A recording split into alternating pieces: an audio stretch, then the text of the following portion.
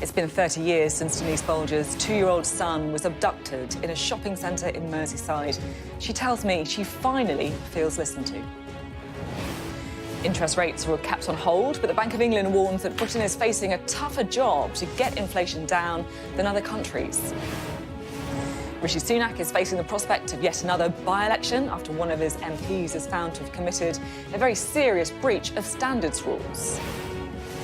And as The Crown returns to our screens, we'll have a quiz to remind you of some of the memorable and less memorable depictions of politicians on screen. All that and more with John McDonnell and Ed Vaizey, who will be with us for the next hour. It's Thursday. I'm Sophy Ridge, live from Westminster, and this is the Politics Hub.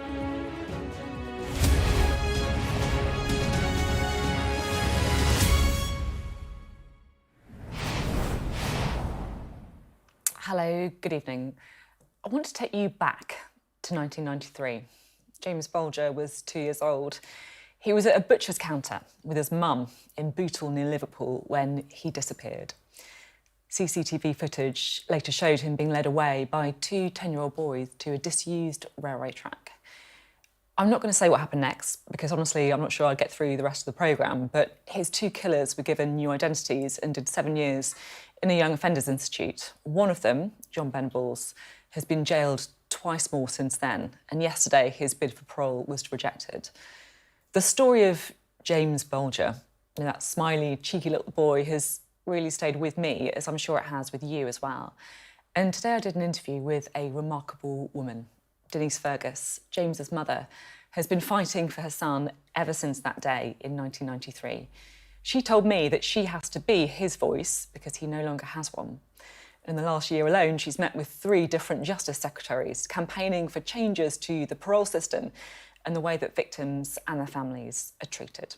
She says that finally, for the first time in 30 years, she feels she's been listened to. So let's listen to her. Well, firstly, thank you so much for talking to me. And it's a real privilege to sort of meet you. So, thank you so much. I just want, and Kim as well. Kim's the sort of head of the James Bulger Foundation, friend to Denise as well, and I know that you're here for sort of support as well. So, yeah. So talk me through yesterday. You must have been so nervous in the morning. It wasn't just yesterday, it's been the past few weeks really, because I didn't know what way it was going to go. We didn't even know what day we were going to be told. So when I got the news that his parole had been, taken away from him, I was just like stuck in a moment sort of thing, thinking, have I just heard properly? So I was like, so he's been denied parole. So sure, when that's my husband, he went, yeah, he's been denied it. And I'm thinking, no, there's been a mistake here somewhere. I'm still kind of coming to terms with it because it's the very first time I've felt in 30 years that I've actually been listened to. All that I've said and done in the past, it's now come to light that what I have said was the truth. And I just wished, they listened to me back then and not wasted 30 years to listen to me now, because it's took me a long time to get over James's death anyway. But to continue the fight the way I have done and the way I continue to do, it's just been like one roller coaster of a rise of the 30 years that I've had to do it. And you have kept fighting. It's right. You fought. I've always said that I'd never give up. James needs a voice.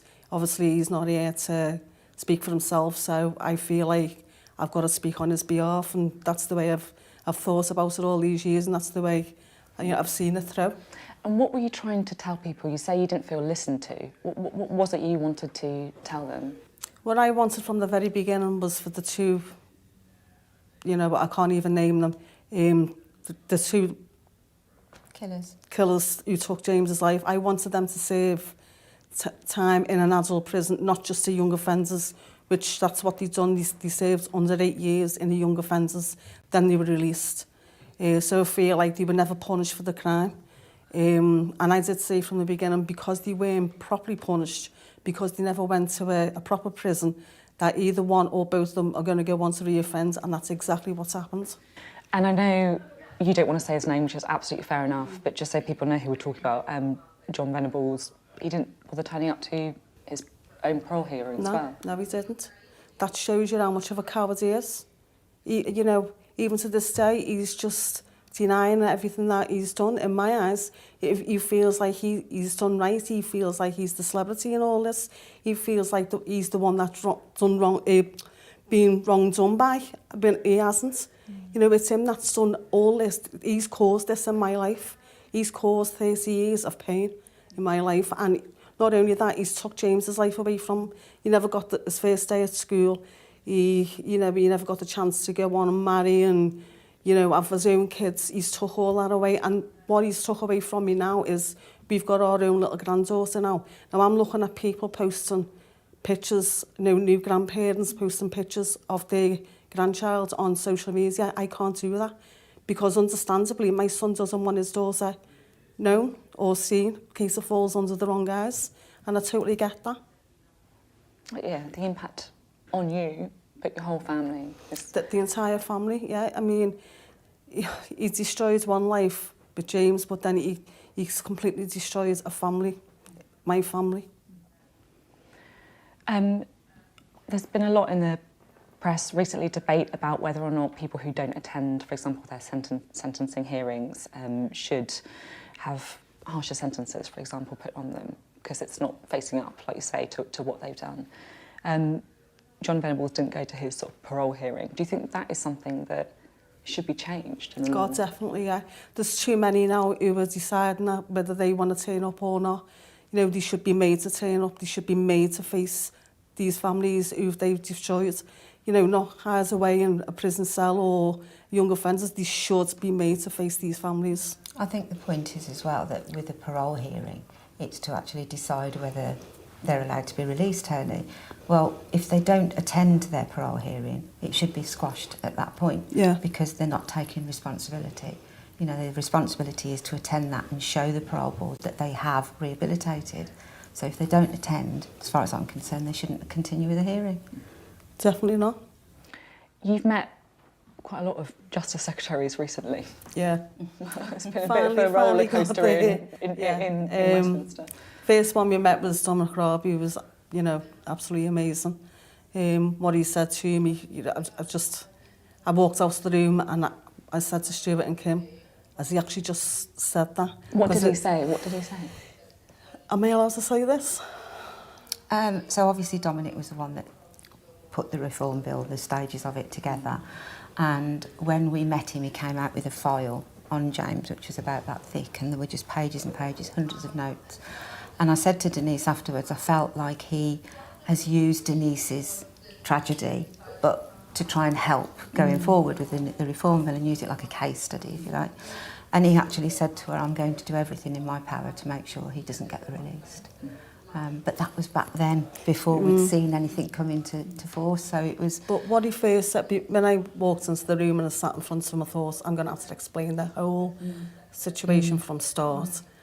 And he, before I said anything, before I got the chance to say anything, he went, I know all about your case, I followed it from the beginning, and I thought, oh my God, I don't have to sit here and go through, you know, what James went through. So he just, as Kim just said, he just knew everything, which was a big help, really, to me. And then you had Brandon Lewis for a very short period. Yeah. And then more recently, Alex Chalk. How has Alex Chalk been? He's been amazing as well. You know, what he says was basically the same as what Dominic said. With having two, you know, three powerful men, you know, to where the words coming from their mouths just made me think maybe this is the justice that I'm finally going to get for James. But there's always that doubt in the back of your mind. You think, you know, this could still go either way. Although I'm hearing these words, it could still go the opposite way. So I was prepared for that. And then recent reports was, you know, if Venables is released, there's going to be, you know, high security put on him. He's going to be tagged. I've asked for this in the past and I've been told now he won't be tagged. He's going to be curfews. And, you know, I thought with all this coming out now, he is going to be released because I thought they're not going to put all this in place if he's going to be kept in. So to hear the news yesterday that, you know, he's being denied parole, I was just like, I said, I'm still like in shock. I still can't believe it. I'm thinking now I'm finally done it. Hopefully this is it now. I hope he never sees the light of day again. He doesn't deserve to get out, because if he does get out, he's still not, he's still a great danger to kids, because he's just not rehabilitated at all. All the money that's been spent on him hasn't worked. The money that has been spent on him should have been spent on kids who were seriously sick in hospital. These hospitals need new machines to help prolong their lives and, make them feel better. But, it's getting spent on the wrong people. And you were right, you say that he's still a danger. That's what the parole board found. Yeah, he's still, what I've said all these years, he's proven me right. So, We've spent a lot of time talking about Venables. I'd like to talk about James a bit. Yeah. What was he like as a little boy? He was just entertaining. He loved to entertain. He loved playing with other kids. I come from a big family. He's got a lot of nieces and nephews, and we all went to my mum's and we all let them play together, and he was just a joy to be around. He was never one to walk anywhere. He was always bouncing everywhere. That's why you see on many videos his hair bouncing. That's how fast he was. He was like a little... He was just like a little machine. Yeah, he was. It was just so hard to keep up with him. But, we always laughed, and, as I say, he brought so much joy to the people that knew him. Happy memories, yeah. They were short memories, but there's still memories that I've got, and no one can take them away from me. And how do you sort of keep the sort of memories of him alive? Is there things that you do, or as a family, or like... We think of James every single day. We have a large picture above the fireplace in our house. I've never shied away from talking about James with the lads when they were growing up, because I didn't want to just spring it on them. So I've brought them up kind of knowing James, even though they've never met him. So I'm glad I've done that, really, because, talking about James, it's just like he's still here. The lads feel that, they've grown up with him. As I said to you, although they've never met him, they feel like they know him. Because, the stories are always there for me to tell. Even as our lads were growing up and they do certain things, like James used to do that. Never shied anything away from him, never stopped talking about him. He's always talked about in our house. It's lovely to hear that. And, you sort of say how, oh, James used to do that, James used to do that. Is there like a particular kind of memory you have of him, doing something like... The curtains with the crisps. Yeah, there was one time I gave him a pack of chipsticks. So he goes out to get him a drink, so comes back in with the drink and looks at the curtains, because I had the curtains drawn at the time. And there was all these chipsticks hanging off my curtains. He was just throwing at the curtain. I was like, yeah, there's your drink. I can relate to that with, like, as a mum, I can definitely sort of relate to that as well. You wrote in a book about sort of your experiences. Just remind us what that book was called. I let him go. And why did you call it? Why did you? Because I did. I let go of his hands. It was split seconds. But, that day when I had hold of his hands, and I did say to him, stay there, don't move, and it just so quickly turned around, he'd gone. So that's why the book was called I Let Him Go. I mean, you were, like, such an inspirational mother. You've done him so proud, and you've just kept fighting for him every step of the way, every moment of the way. And you should know that, that you've done James so proud with everything you've done. That's nice of you to say, thank you so much. Them words mean so much to me. But yeah, I mean, when I feel like I'm losing memory of James, all I've got to do now is pick up my book and it's all there. And also, like, say, you've got photos around the house, you talk about him, your whole family. Garden as well. You've got James's garden. Yeah, we have a special private garden in the back of our house where there's a plaque with James's name on. We have all, like, garden ornaments, like panda bears and stuff like that, because we can't buy him presents. So that's our way of buying for James, is by buying new ornaments. Even at Christmas time, it's all lit up at Christmas, so we can't buy him Christmas presents. So what we do is we buy him for his own little private garden. So, like, he's never forgotten about that way either. We still buy him at Christmas. We still buy him for his birthday. We still buy him, for his anniversary. Even if it is just a small ornament, he's still getting something from us. And then looking forward, you've kind of won this fight. But, I mean, if I know anything about you, you're going to keep the fight going. his parole, his hearing is going to be another 2 years, and God forbid if I'm still here in 2 years, I will be fighting again, because I don't think he should ever be released. Thank you very much. Thanks. Denise Fergus there, speaking to me a little bit earlier today. Well, let's bring in our duo for tonight, shall we? The former Shadow Chancellor, John McDonnell, and Ed Vaizey, or Lord Vaizey, going to be the former Culture and Digital Minister. Thanks for being with us. She felt like so familiar to me. Do you know, like someone, that story is something that is always something. Never gone away, has it? It feels, exactly, it feels like it's never gone away.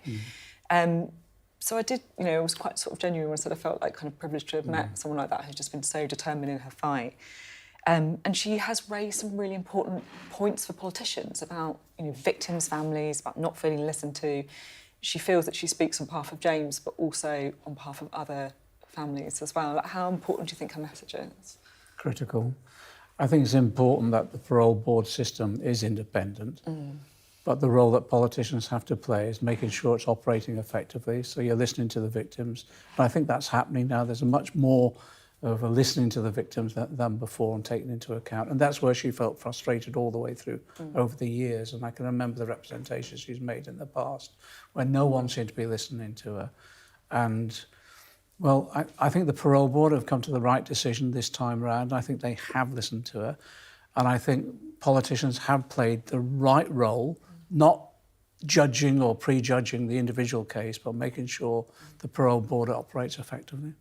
Yeah, I think that's right. I mean, I had to sort of do a double take when you said it was 30 years ago, because it does feel like yesterday, and John is absolutely right. It's never gone away, and it is still very fresh in our minds. It's one of those cases like Mara Hindley and Ian Brady. And I think that there is, again, we want our judicial system to be independent. That's really important, because we all benefit from an independent judiciary. But there is a political overlay, and there are some cases that are so totemic, if you like, the Moors murderers being another one, where the public want to see justice done. And in John Venable's case, to put it slightly oddly perhaps, he's been treated fairly. He's had a parole hearing, he has reoffended, the parole board has considered he had the right to a parole hearing, which he got, and justice, as it were, has been done. And I think, again, you want to listen to people like Denise, because you forget that people who live and breathe this, as she has for 30 years, are as expert, or if not more expert, than the experts in terms of this system. And they experience it. They're the ones who really experience the visceral emotion of what it's like to have to deal with this system from their perspective. So it's vital to listen to them. It's important the system maintains the confidence of the victims. That's a key aspect of it. I'm not an expert in this, but I guess I was quite shocked after speaking to her how little access the victims have to things like parole hearings. Like with the trial, you can get the documents, you can go to the trial, and you don't have that with the parole hearing.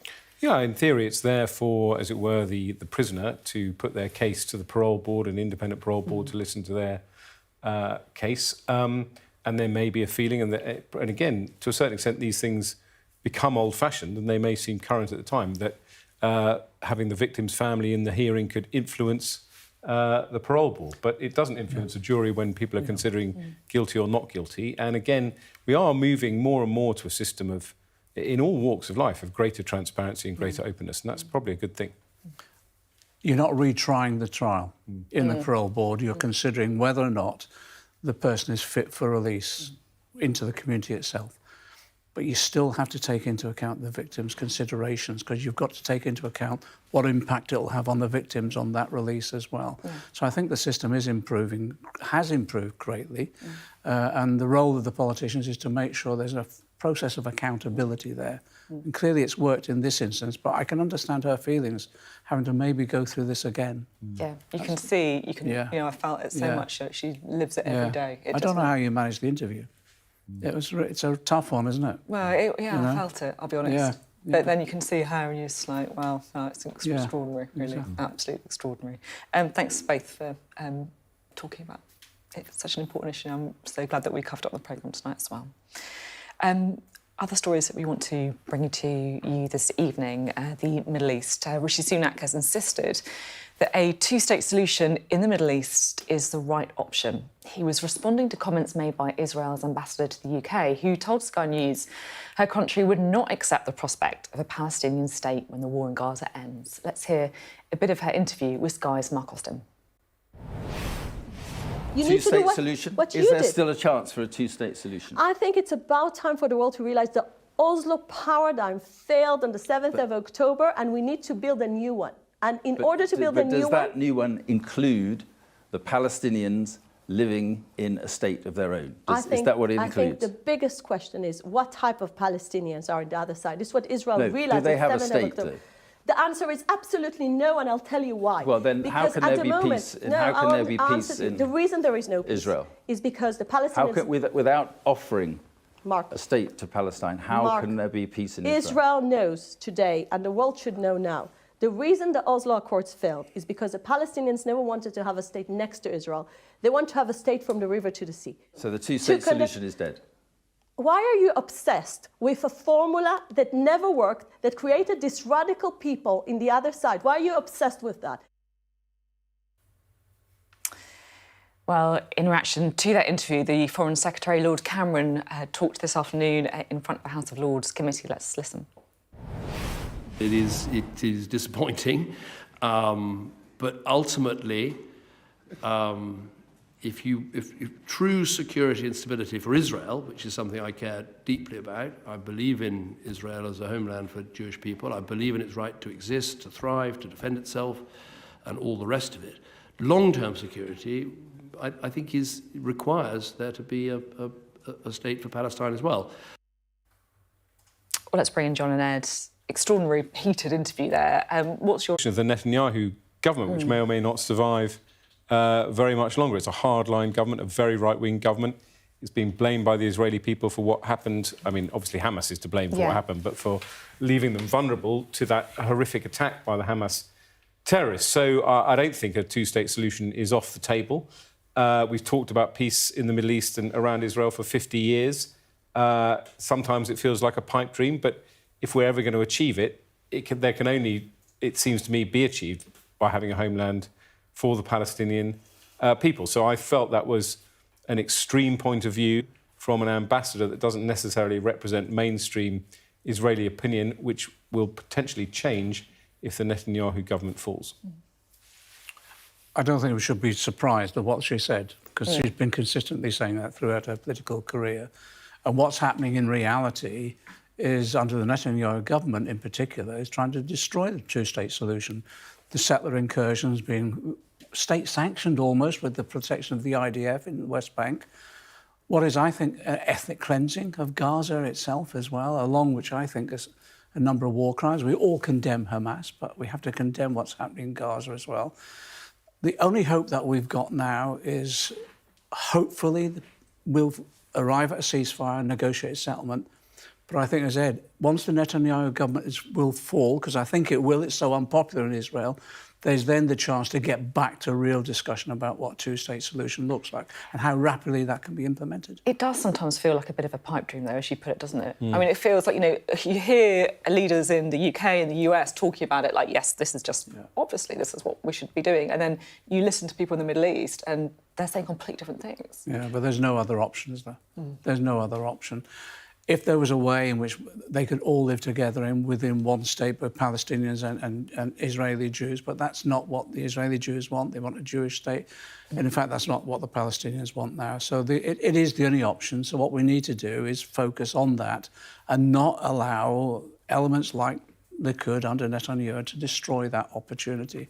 Otherwise, we'll never have peace. And so much of it depends, obviously, on Israel's neighbouring states, which were obviously moving to a kind of normalised situation before the Hamas attack. Saudi Arabia potentially going to recognise Israel, UAE already recognising Israel, and lots of business between the two countries. So that was a huge... So, I mean, I guess that shows that you can make progress. And frankly, I mean, to put it again, perhaps slightly oddly, but as the Middle East becomes this kind of booming economy, you see Saudi Arabia trying to normalise its society and investing huge amounts in mainstream industries like sport and entertainment and media, there is a lot of self-interest there, I think, for peace and stability, because frankly, people are doing well in that region. So there is an opportunity if you can get to that position. Where we will be because of Israel reacting, I think, quite rightly having to react to obviously what Hamas did, where we will be in the new year, whether there is a ceasefire, whether at what point Israel feel it's done enough to degrade Hamas, to use a technical term, I guess, we shall see whether... But it is interesting that what I thought would happen after October 7th is that this conflict would escalate significantly, and it hasn't. However brutal and awful what is happening in Gaza, it has not escalated beyond that conflict. Yeah, well, there's 18,000 people, civilians largely, been killed as a result of this conflict now.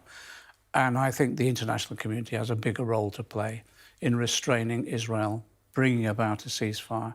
Because actually, in this current situation, we have a UK government continue to arm Israel. That cannot be right. My view as well is other countries now that are calling for sanctions against Israel to force them to halt this barbaric attack on Gaza itself. I met with one of the surgeons that came from Gaza 2 days ago, and he described to us the treatment of children maimed. Looks as though they are using phosphorus, other forms of weapons as well, and these children are going through unimaginable suffering, and it brought tears to many of our eyes.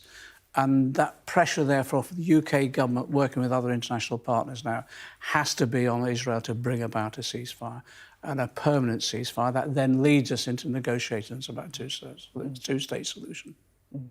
Well, I think we all want the same sort of aim at the end, and I know that we've spoken before about how the deaths of the children on both sides is just something that it's very difficult to get over, but if there's one good thing to come out of it.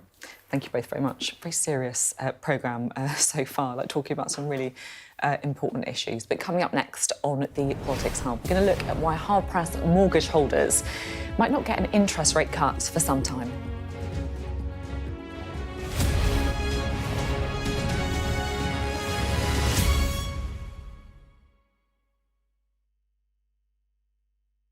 It's actually based on a family tradition that my mom did for us when we were growing up. And so when I was very, very young, I don't remember a Christmas without our elf.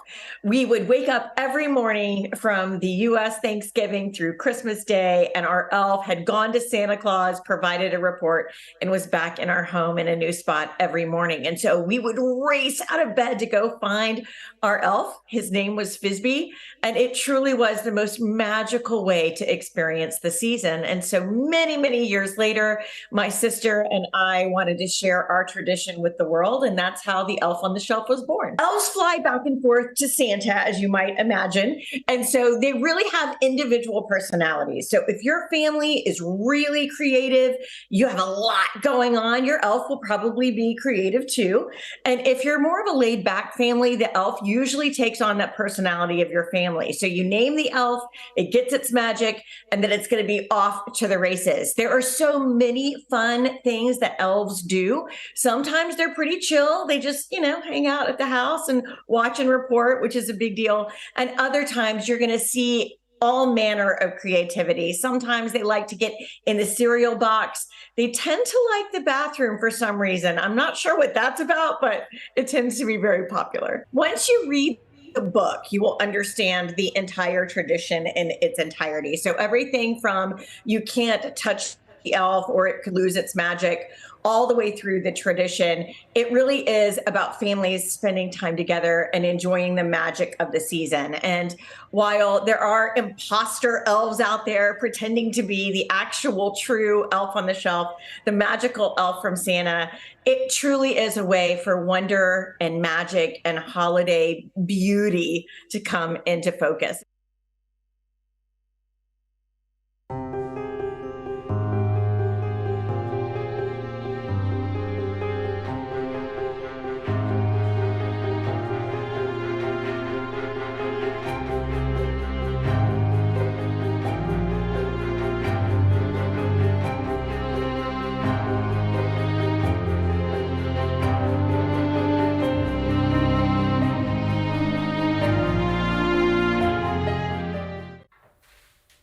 Hello, welcome back back to the Politics Hub. Well, the Bank of England has left interest rates on hold at 5.25% for the third successive meeting, insisting that it's determined to keep borrowing costs at that level for some time. It's a different story, though, in the US, where the Federal Reserve dropped some heavy hints yesterday that it's preparing for multiple cuts in US interest rates next year. What does this all mean? Here's our economics editor, Ed Conway. Bank of England Governor Andrew Bailey says that interest rates are going to stay high for some time. They're at 5.25%. They've left them on hold, but he said they're going to be on hold for a while. But here's something kind of peculiar. Let's have a look at what's actually going on with those interest rates. This is the Bank of England official rate. So you can see it's gone up very fast to 5.25%. There it is. And I guess the signal for the bank is, look, you can expect it to stay at that level for quite some time. But what do markets think?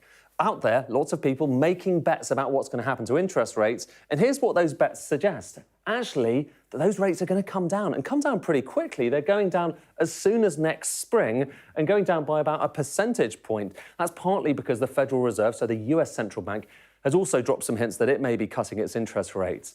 But there is that big divergence between what the bank says and everyone thinks they will end up basically doing. Now, the reason the bank says it's so concerned about the state of the economy and doesn't necessarily want to cut interest rates comes back mostly to this. This is inflation, the rate at which prices are rising each year. You can see it went up very sharply and now it's started to come down. But while it's come down, first of all, it's still a long way above where the bank wants it to be, 2%, that's its target. But also, perhaps even more importantly, look at where the rest of the G7 is. So the G7, the group of industrialised economies, other big economies. The UK is an outlier. It's at least a little bit higher than the rest of them when it comes to overall inflation. When it comes to core inflation, which is when you strip away all the volatile stuff, have a look at this. Similar thing again. So the UK versus everyone else. Look where the red line is versus that grey bit. That's the rest of the G7. The UK is higher. And so the bank is making the case, look, that's actually quite worrying, so we need to leave our rates at least higher for a little bit longer. But as for those rates, OK, so there they are, and we're going back a little bit further here, so you can see the financial crisis and how long they've been close to zero. It's worth also looking at the rates that we all pay. So mortgage rates are different. Often, I'm afraid to say, they're often higher, perhaps predictably, than the bank rate. But what's interesting here is although bank rate has been flat for quite some time, look at that red line, the 5-year mortgage, it's coming down and down and down. And that's because people think, back to that first chart, people think that the bank will actually start cutting rates quite soon. Whether they do, that's the next question to answer. Ed Conway there on that decision by the Bank of England. Coming up next on the Politics Hub, we're going to get some predictions for interest rates and what it could mean for the next election from our panel, John McDonnell and Ed Vaizey. Stay with us.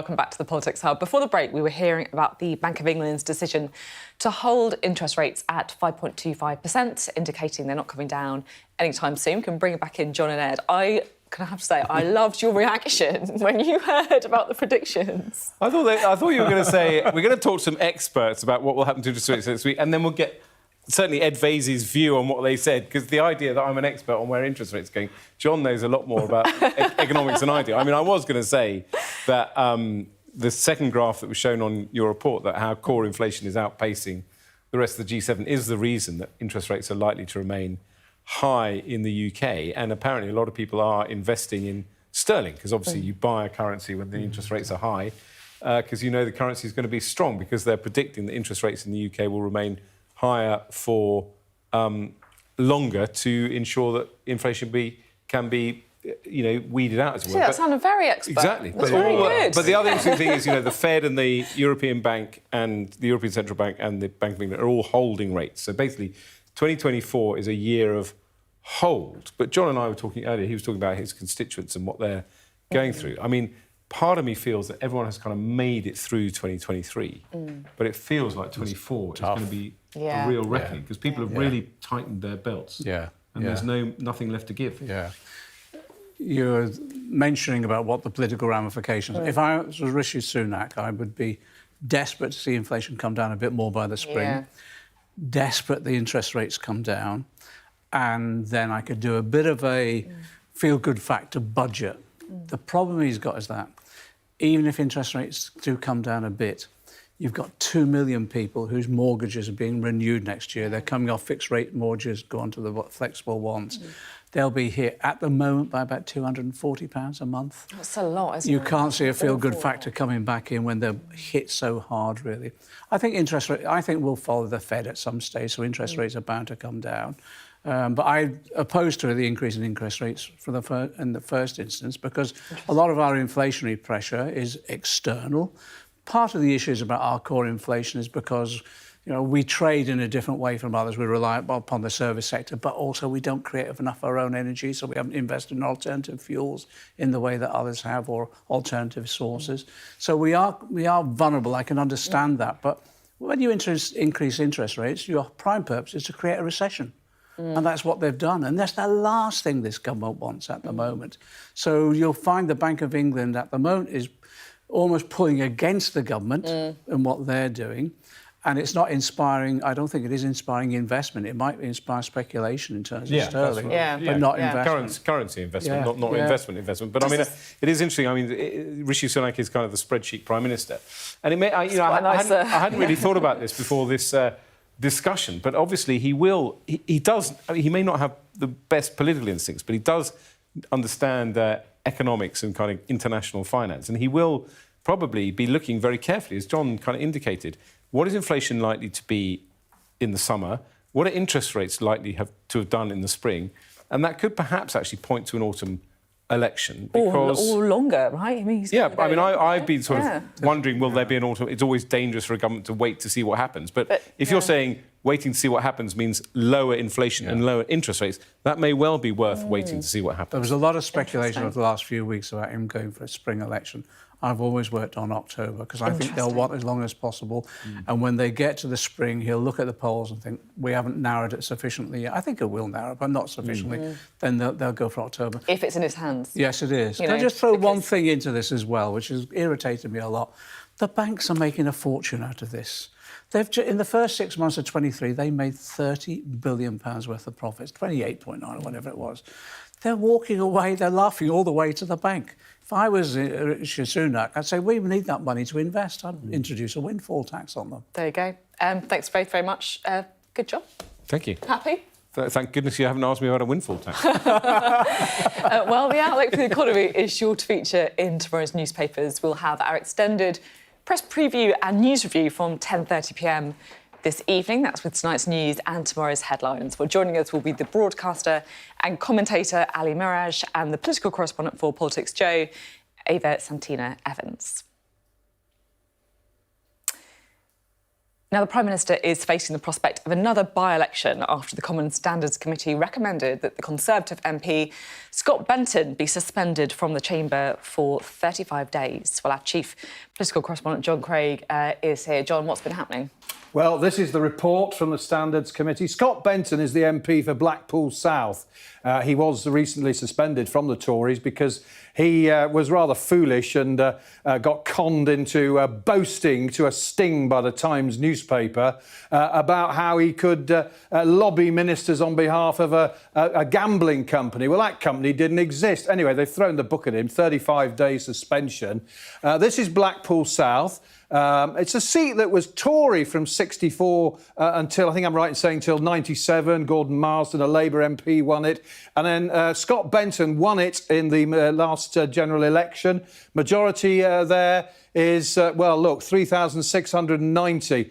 Interesting here, though, look at Brexit. They got 2,000 votes there, and it's a big Leave seat, one of the biggest in the country. Voting for Leave was about 68%. So I can tell you, Tory MPs over the road in Westminster are pretty furious with Mr Benton. They think he's been an idiot and they don't fancy going out to campaign in Blackpool in nasty winter weather. I can see as well, if they look at that majority, in Conservative terms, that is not looking like a secure majority. Well, it's tiny compared with some of the seats they've lost in recent by-elections. Right, let's have a look at the other by-election that we've got coming up here.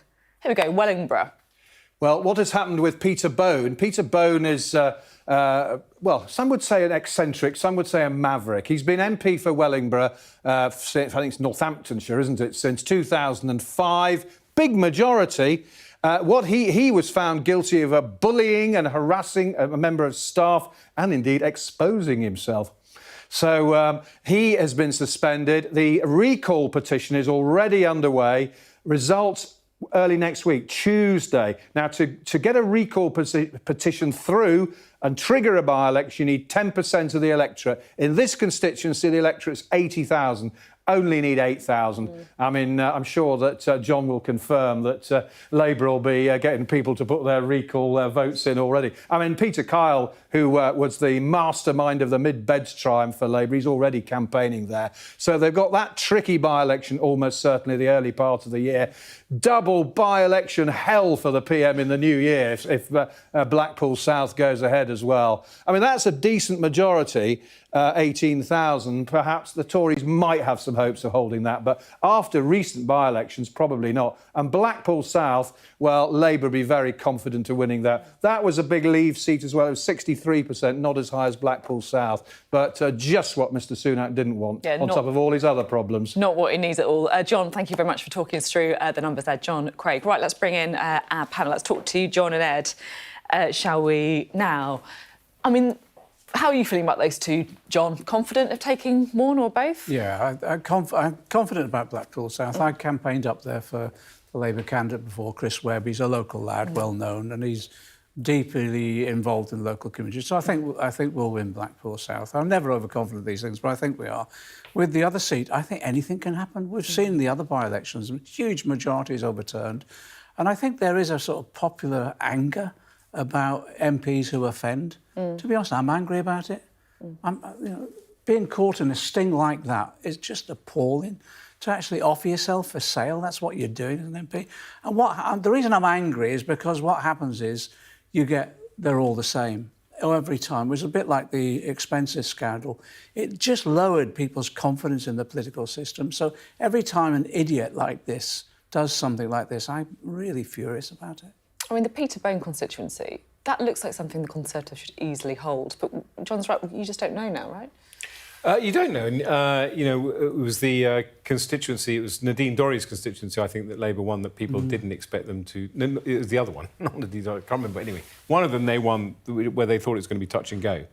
But the point here is actually that Labour is on trial in these by-elections, ironically, because obviously it's priced in that the Tories will lose every single by-election they fight. And so, it's regarded as a Christmas miracle if the Tories hold a seat where they've got a 20,000 majority, because that's the stage we are at in the political cycle. So actually, it's not a party political point. It's a test These by-elections are all tests for Labour. You remember that by-election, whose name I now cannot remember, was a big test for Keir Starmer, funnily enough, if he doesn't win this. And it was a historic victory. It's a biggest swing. I keep looking at John Craig to come in and fill me with the facts. Nigel Adams, is that the one? Or was it? You're thinking of Selby or Yes, Bed? probably. Selby. Can't remember. Anyway, but it's always actually a test for Labour. And it was so interesting what you were saying about Blackpool South. Actually, the previous Tory MP, Harold Ellison, died quite recently, didn't he? Blackpool South, because, you know, this is a uber Brexit seat.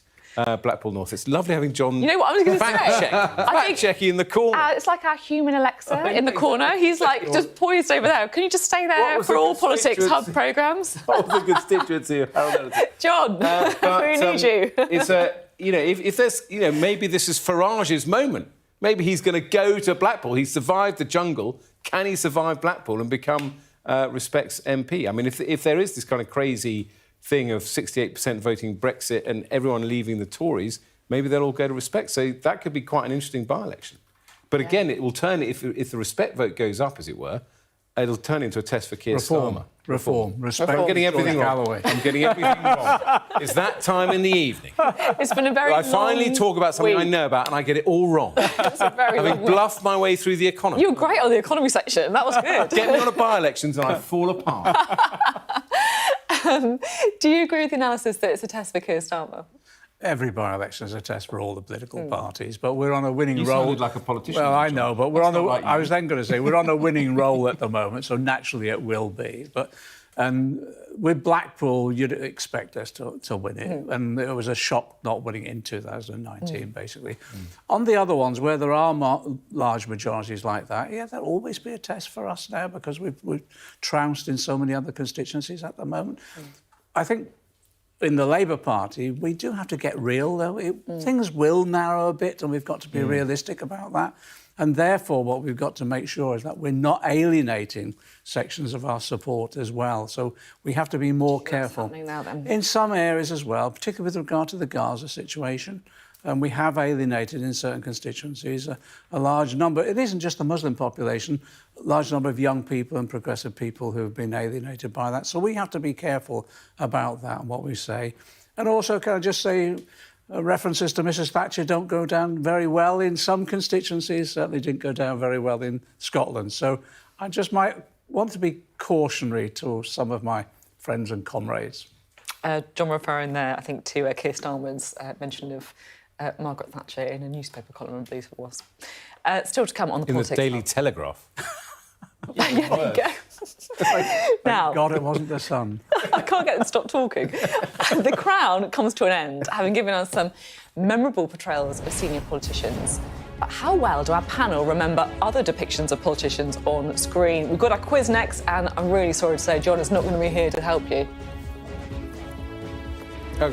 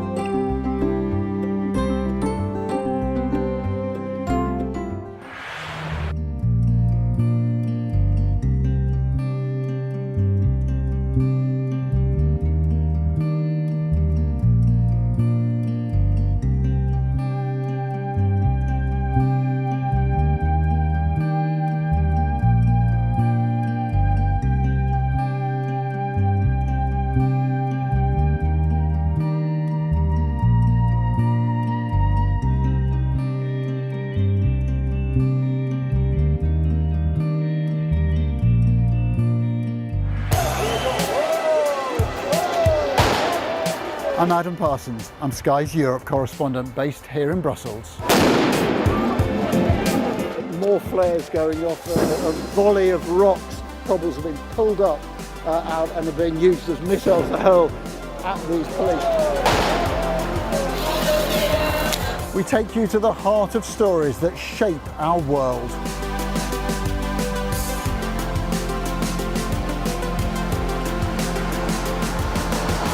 We aim to be the best and most trusted place for news. We have now left Italy and entered France. Nobody's asked to check our identity. Made by people who dare to challenge. Nice to see you again, Mr. Barnier. Why? Meeting you. Fishing does have the potential to stymie an enormous economic deal. What strikes you when you come to this glacier is not just the way in which the environment is changing, but the speed at which those changes are happening. It's devastating, actually.